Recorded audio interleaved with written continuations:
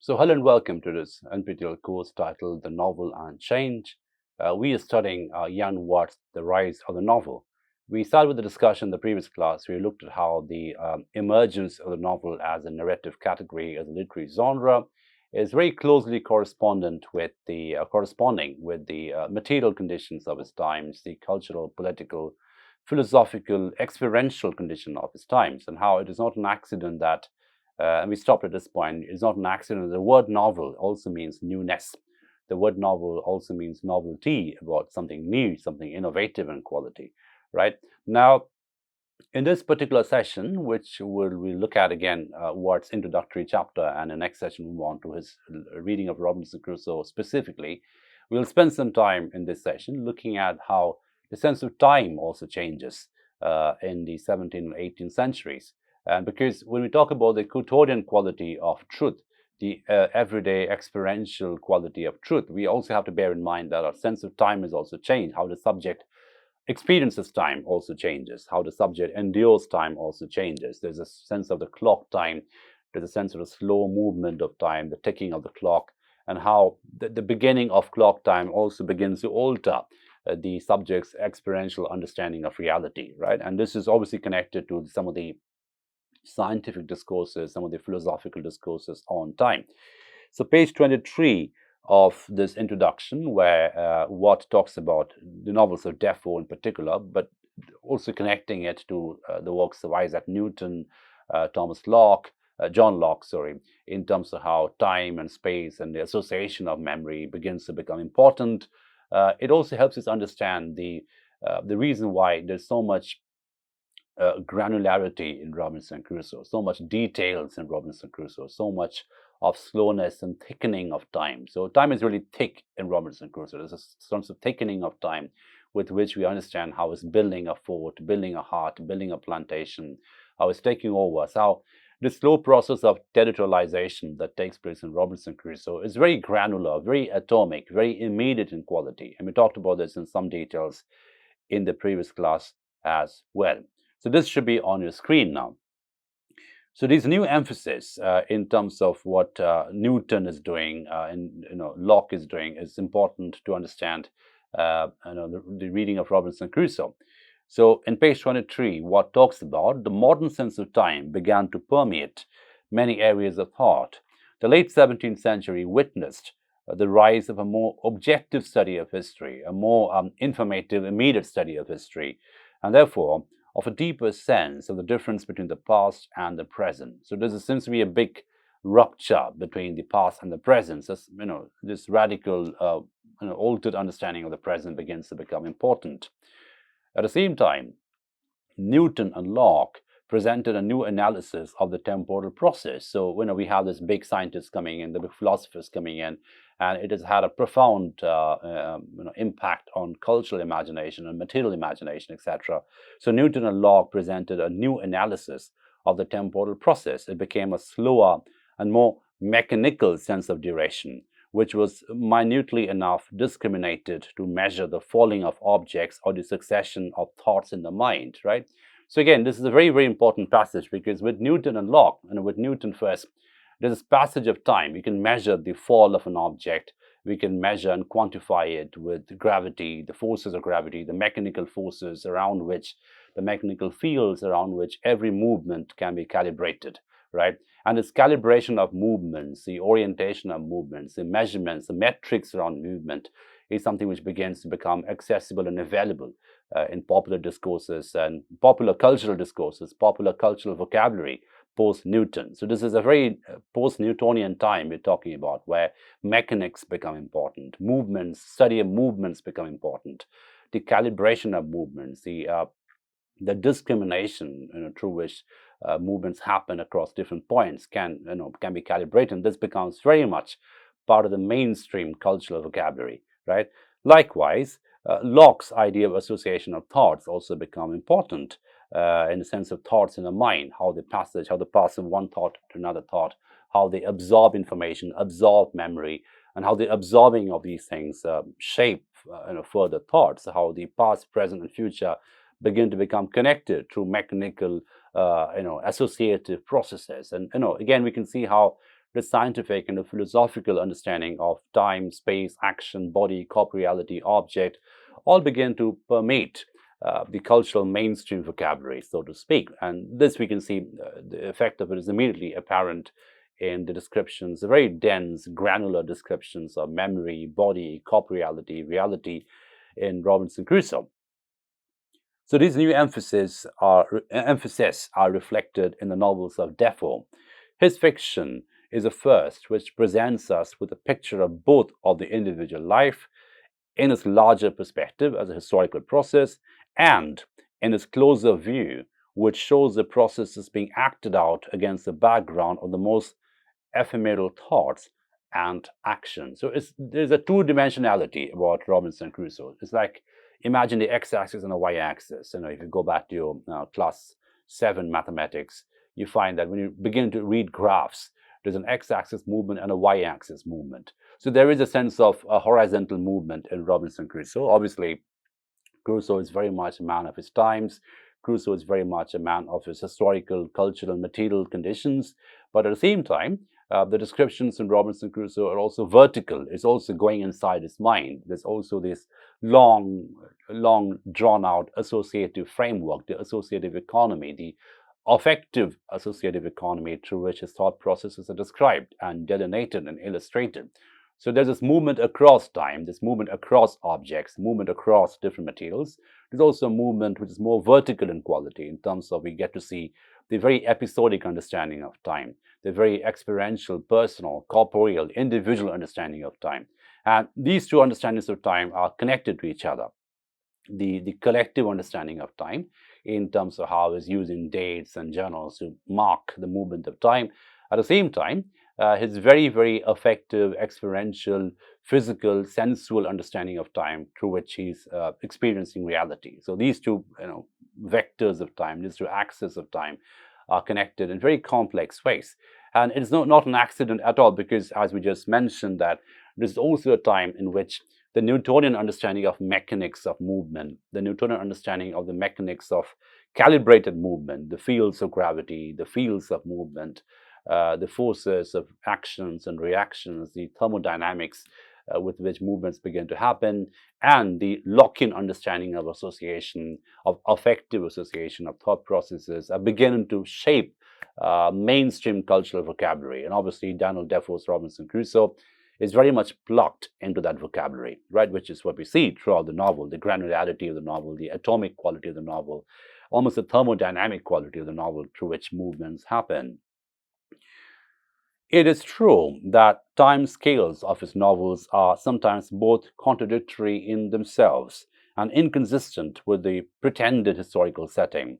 But the mere fact that such objections arise is surely a tribute to the way the characters are felt by the readers to be rooted in the temporal dimension, right? So there is sometimes this conflict that we see, the temporal conflict which we see in Robinson Crusoe, in the sense that sometimes the historical setting seems to be entirely made up, entirely contrived in quality. But at the same time, there is also the sense of, this contradiction itself is a complexity. Itself is something which is a tribute to the complex characterization and the complex calibration of reality that Crusoe offers through his characters. And the temporality, the temporal positionality, the temporal dimensionality of Defoe's novels, particularly in Robinson Crusoe, we find this very interesting tension, a very productive tension, shall we say, between the very individualistic, very rooted, very corporeal, very granular sense of time and space, and in the backdrop of which we have this normal, uniform movement of time and space, which is more calendar-like in quality, which is more overarching in quality.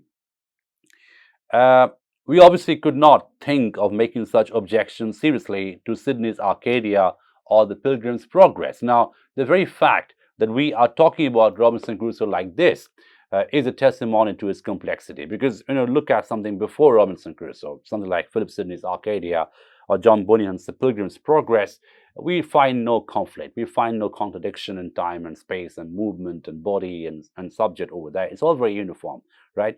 But bitemporality, the multidimensionality of time, the multidimensionality of space that we find in Robinson Crusoe and other Daniel Defoe's work is itself something of an intellectual debate. It generates an intellectual energy, an intellectual debate around it, which we find missing in the literary works preceding it.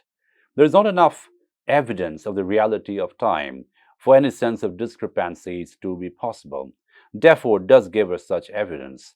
At his best, he convinces us completely that his narrative is occurring at a particular place and at a particular time. So there is this quasi-historical quality of his setting. He gives us some kind of historical time. This is England of 17th century. Crusoe is born in York. He goes to Brazil. There are all these different geographical, recognizable real factors, real coordinates that he's offering every now and then. So his narrative seems to occur at a particular place and at a particular time. And our memory of his novels consists largely of these vividly realized moments in the lives of his characters, moments which are loosely strung together to form a convincing biographical perspective. So, right, it's almost a very superficial structure, with which we can recognize, well, this is happening in, recognizable reality in Brazil and England and Germany. There are all these geographical places mentioned. There's different temporal references with which we have a very similitude of reality, almost a caricature of reality, so to speak. We have a sense of personal identity subsisting through duration and yet being changed by the flow of experience. So this is a John Locke bit that comes in Robinson Crusoe as well as in other Defoe's novels, where there is this bedrock of recognizable reality, but at the same time, there is this ebb and flow of reality, which is very mutable in quality, very kinetic in quality. And that kinesis, that mutability, is created by experience, is created by the affective flow, the affective waves that the characters go through. Now, again, you can go back to the presence of Newton and John Locke in terms of understanding why this is so important and how the novel becomes, in a way, a fictional representation of the thermodynamics of Newton, a fictional representation of the associative quality, the empiricism of John Locke, right? Where empirical reality, the philosophy of empirical reality, the philosophy of experiential reality begins to become important, where reality becomes a changing motion, a process, not a product, a thing which entails becoming, unbecoming, and rebecoming, depending on the kind of experiential affective associations that the subject is going through. So it's a process of going through time, going through experiences, going through spaces. At the same time, there is this thermodynamic emotion, the scientific metrics-oriented study of motion that we find in the wake of Newtonian physics. So it's a very complex temporal cultural condition, and Robinson Crusoe obviously is a novel which corresponds very closely to that kind of a condition. Now, if we skip a little bit and come to page 29 of the novel, which is talking about how realism begins to become important and why we should look at the literary representation, the realistic literary representation with which this kind of a view of the world, this kind of an experiential view of the world becomes important. Now, on the one hand, and this is in page 26, Defoe and Richardson make an uncompromising application of the realist point of view in language and prose structure, and thereby forfeit other literary values. On the other hand, Fielding's stylistic virtues tend to interfere with his technique as a novelist because a patent selectiveness of vision destroys our beliefs in the reality of report, or at least diverts our attention from the content of the report to the skill of the reporter. There would seem to be some inherent contradiction between the ancient and the abiding literary values and the distinctive narrative technique of the novel. Now, in other words, what is interesting over here is to understand that the novel is a bed of contradictions. The novel is something which is very, very new, hence the whole idea of novelty, which is associated with the novels. Now, the reason why it is important for us to understand it is because It is coming from a certain literary tradition which is pastoral in quality, which is idyllic in quality, which is perhaps it is plucked into the lyrical ballad. It is plucked into the the morality theatre, the morality play, etc. It has a certain kind of moral epistemological framework that is breaking away from, but is also retaining it to a certain extent. So there is this very contradictory quality of time, space, morality, action, intervention, in a body in the novel, and that is exactly what makes it so interesting, especially if you do a historical study of the novel, which what is offering here. Now, this is a bit that we will end with in this particular session, the idea of formal realism. And from this, in a subsequent class, we'll move on to directly Warth's reading of Robinson Crusoe, how it is very, very interestingly located in the Protestant work ethic of his times, etc. But before that, we need to spend a little bit of time talking about formal realism. What is formal realism and what is it doing in Robinson Crusoe as a narrative strategy, almost as a character, so to speak? It is so important. The narrative method, and this should be on the screen, the narrative method whereby the novel embodies this circumstantial view of life, the very experiential, circumstantial, episodic view of life, may be called its formal realism. So the form of narration is, the realism method, the realistic method. Formal, because of the term realism does not here refer to any special literary doctrine or purpose, but only to a set of narrative procedures, which are so commonly found together in the novel and so rarely in other literary genres that they may be regarded as typical of the form itself. So it's very unique to the novel, right? This idea of the formal method of realism, which is very, very associative, episodic, experiential, corporeal in quality, hence the formal bit in the novel. And it's not something which you find in other literary genres. Right. Formal realism, in fact, is a narrative embodiment of a premise that Defoe and Richardson accepted very literally, but which is implicit in the novel form in general. The premise or primary convention that a novel is a full and authentic report of human experience, and is therefore under an obligation to satisfy its readers with such details of the story as the individuality of the actors concerned. So again, this accounts for the granularity. It must give a lot of information. It must feed the reader's appetite for information, the reader's appetite for data, the appetite for granular data. And again, we have to understand this from a reader's perspective too. This is a time when the readers begin to be more interested in the material world. This is a time when the reader is more interested in the objects rather than the metaphysical concepts outside the object. The reader wants to know what objects are. What is the value of the object? What is the price of the object? What is the market value of the object? So all these very, very vulgar material details are very, very interesting in the novel. So it must keep feeding the reader's curiosity. It must keep feeding the reader's appetite for information, especially in relation to objects and commodities and different forms of action-oriented, object-oriented behavior. So the relationship between action and object becomes very important in the novel. And of course, the value of action, the value of objects, the currency around which objects and actions may be located, this becomes very important. And that begins to whet the reader's appetite to get more information in that direction. Right. So these details become important. It's very granular and dense details become very important. So it is under an obligation to satisfy its reader with such details of the story as the individuality of the actors concerned, the particulars of the times and places of their actions, details which are presented through a more largely referential use of language that is commonly in other literary forms. So what is referential use of language? Where language can occupy or inhabit multiple semantic registers. It can be something and mean something else. It can refer to something else. There's a self-reflexivity about language in the novel, the slipperiness of language, the fluidity, the energy of language through which it can spread across objects, convert objects into metaphors and demetaphorize it, bring it back into the object form, etc.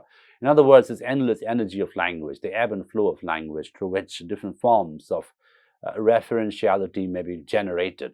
In other words, language in a novel creates an economy of referentiality, an economy of reference points, an economy of affect across the reference points, an economy of value across the reference points, right? So affect, value, commodity, price, objects, all these begin to become very important, very dense, very granular in the world of the novel, in the very secular world of the novel. Now, just to wind up, formal realism is, of course, like the rules of evidence, only a convention. So, it's a rule of evidence. It's based on circumstantial evidence. It's based on episodic evidence, so to speak, epistemic evidence, what we can acquire through knowledge, acquire through experience, acquire through an episodic understanding of the atomic reality around us. And therefore, is there no reason? There is no reason why the report on human life, which is presented by it, should be in fact any truer than those presented through the very different conventions of other literary genres. So, I mean, it pretends to be realistic, it pretends to have a certain narrative method, but then what Ian Watt is very responsibly cautioning us as well is that we shouldn't be too seduced by the realism of the novel, because we shouldn't think that this is a special or unique way or a better way. I mean, it is unique in some sense, but it's not a better way to give us a sense of reality, right? And every convention of narration, every convention of representation has its own method of encoding and representation, and the novel has just its own method as well. Now, this is the important bit with which we will end with today. The novel's air of total authenticity, and I want to remember this phrase, total authenticity, the air of total authenticity, or we can replace the word air with illusion or fantasy. The fantasy of total authenticity, the illusion of total authenticity, indeed, does tend to authorize confusion on this point.